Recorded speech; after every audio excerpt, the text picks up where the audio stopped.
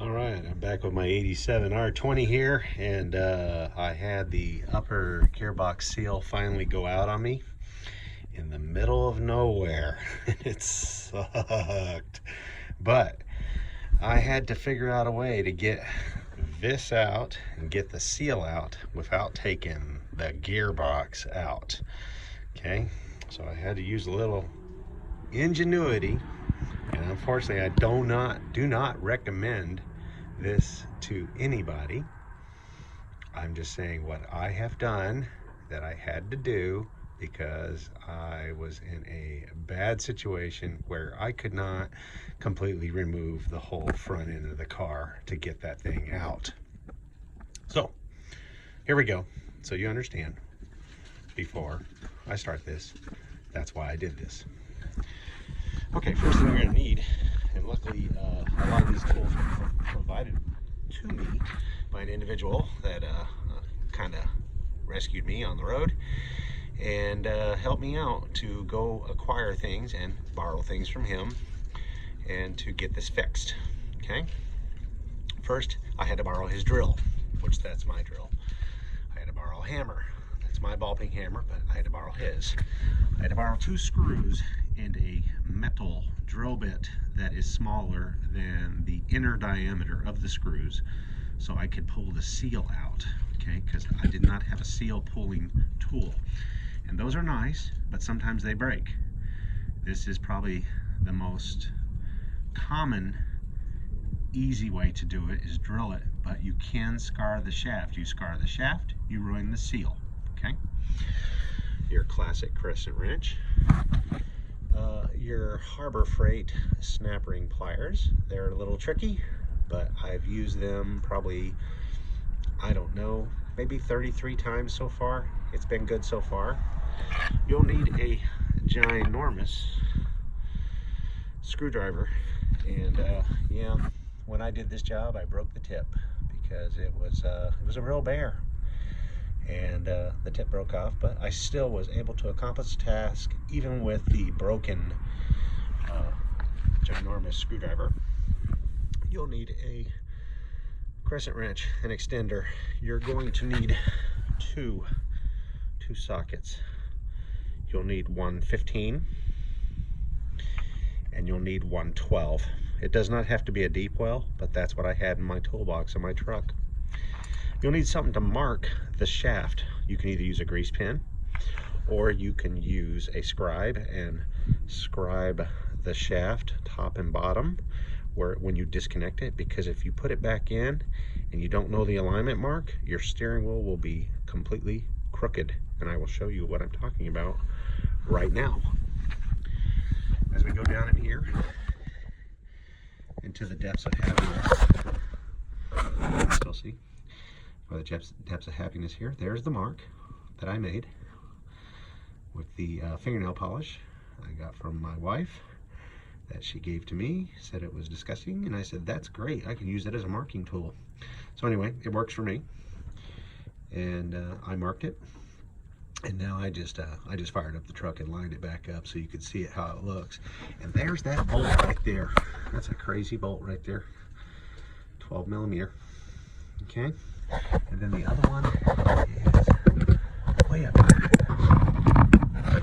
There.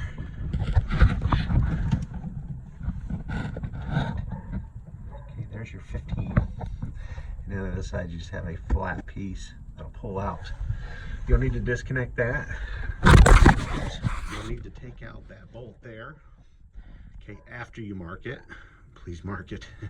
I'm telling you, mark it. Either scribe it or mark it some way. Mark that sucker. Okay, and take that bolt out and just get it to the point where it's either loose or you may have to take it out. I got it to the point where it was up and out enough to where I could shimmy the shaft. And then you will basically use your screwdriver here and here and here and here, back and forth, until you wiggle that out. And if that doesn't help, you're going to have to apply, because you take this bolt out up here, you're going to have to whack with a hammer very gently, not on this rubber boot, but on the metal. Gently move it up. As you see, if you can look up here, it moved up considerably, probably a quarter to maybe 5/8 of an inch up. That was enough for me to pry with the big screwdriver the shaft out and lay it to the side so I could get in there to get to the seal. And before you get to the seal, there's going to be a snap ring. You're gonna have to take the snap ring out first. Then you're gonna have to drill, and make sure you drill in spots that you can put the screw in easily. Not like drill here and then go, oh, I gotta drill on the bottom. No, you gotta drill somewhere over here and somewhere over here. And drill your hole into the metal seal. And then you're gonna put the screws in and you'll tighten them left and right, left and right, left and right, until it finally pops the seal out. Okay, now to get the seal back in, you're just gonna have to find a socket or some type of PVC pipe that will fit over and bang it in, okay, gently, all right? The socket I used was one I borrowed from the guy. I think it was 11/32, I think it was, that fit over the singular shaft, the spline shaft inside, and the seal itself, okay? And don't quote me on that socket there, because he handed it to me. It was really messed up. I could barely read it, but it felt like a spark plug 11/32 socket. But you will have to figure out a socket that will fit over, or some type of connector for PVC for, you know, sprinklers, and bang it back in straight, okay? Flush and straight. Okay, it's best to probably put some power steering oil on that seal when you put it in, so it'll slide in easy and have a better seal. Okay, it won't hurt it, because that's what it's going to be hit with all the time while it's in there. Okay, now once you put that back in, you're going to put the snap ring back in, and you're going to have to move this all the way back over and get it on top, and then get it on the spline and lined up as best as you can. Okay, and then you're going to have to come back here and bang. You have to bang up here, bang this sucker back into place. Once you get it back in there, you're going to use your 12mm, tighten that back up. You're going to make sure you're lined up here. If not, you may have to jingle it and jangle it a little, but also make sure when you're banging it back into here before you tighten up the 12mm that you can get through that hole.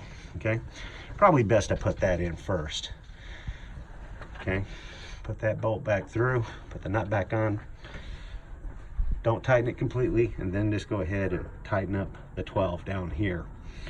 Then once you get the 12 tightened up, go back here, tighten up this, and your seal is done.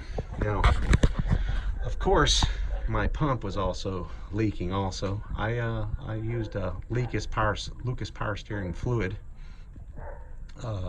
sealant, and it worked for a year.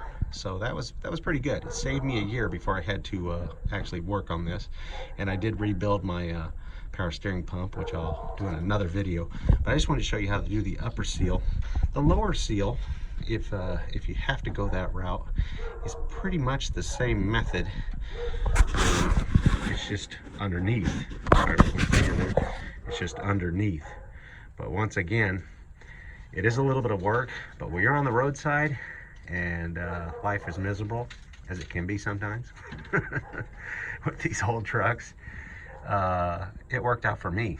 It works for me doing what I did, and I hope it works for you. Just be careful, especially here. Like I said, when you're whacking here, you start seeing any type of grease come out of here, you need to stop and start prying down here. Pry down here and get that sucker off and bring it over to my left, or yeah, from the front end, my left, bring it over, and then you can work on it. Drill it, screw, screw, screw, screw, screw, screw. Bring that seal out. That's going to be your biggest bear, the seal. So I know it seems like that the other part is pretty difficult, but it is. But then when it comes to that seal and drilling that sucker out without scarring the shaft is very meticulous. You've got to take your time and not get rushed, because the job at hand has to be done as best as possibly you can, especially on roadside conditions. The only thing I can say is it worked for me. Good luck and God bless.